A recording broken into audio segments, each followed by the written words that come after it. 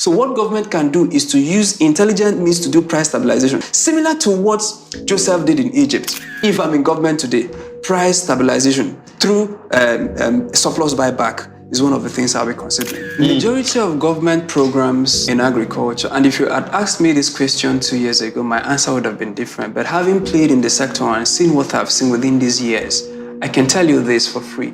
Many of the government programs are production-based. They give farmers seeds, they give fertilizer, they give low interest loans, they do Fadama they do all kinds of projects. And all those projects is to boost production. But anytime government does that intervention, it always fails. I've seen why it fails. Part of the reason it fails is that when government engineers massive production, so everybody goes in and produces rice, or government selects crops, like Buhari selected rice. That's why Nigerians are. So government pick and choose what they want. They can choose rice, maize, and maybe usually 5 or 6 commodities that they pick.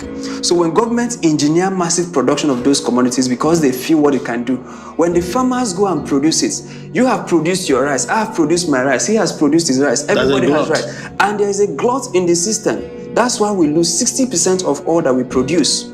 So what I now am designing to do is to tell government to begin to do the reverse. When you have engineered production, also engineer output. There's something called price stabilization. So because the greatest fear of the farmer is that they have taken time to produce this massive tonnage of cassava, only for cassava to be now sold 1,000 naira per ton in the market.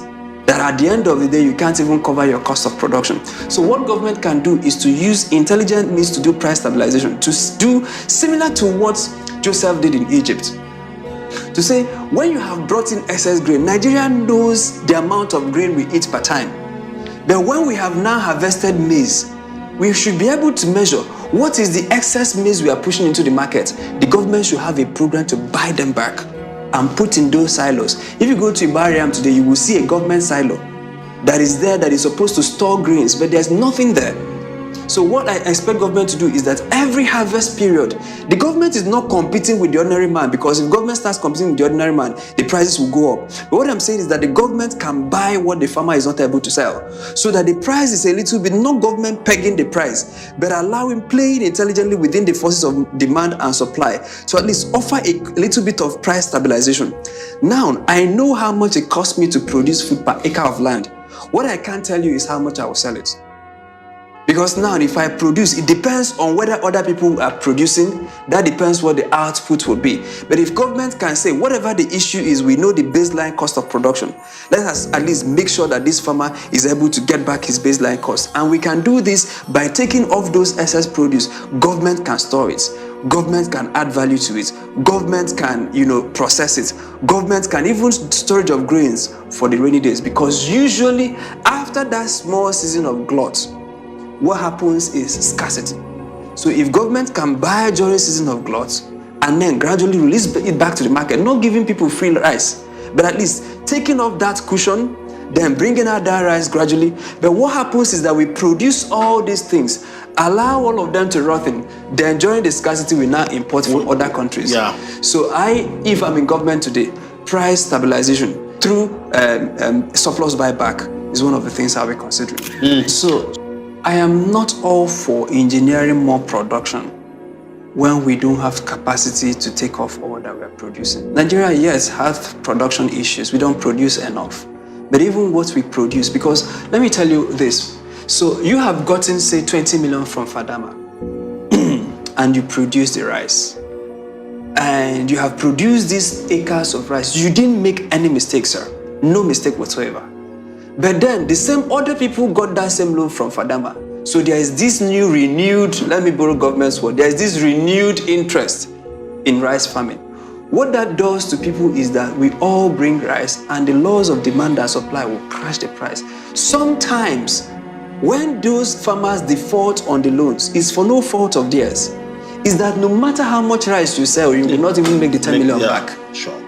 So it's like you've wasted all your efforts. So government should be careful when they are engineering production without making commensurate efforts to buy the excess produce. So that's why I'm saying push in money into the system. But when you are now getting harvest, Be sure that you know what to do so that this farmer that you gave 10 million can still engage in the open market and still make his 10 million back. If not, you've put him in a debt he can't pay back. So when we say low interest loans, I'm talking about the ability to even get out your capital, let alone making profit on it.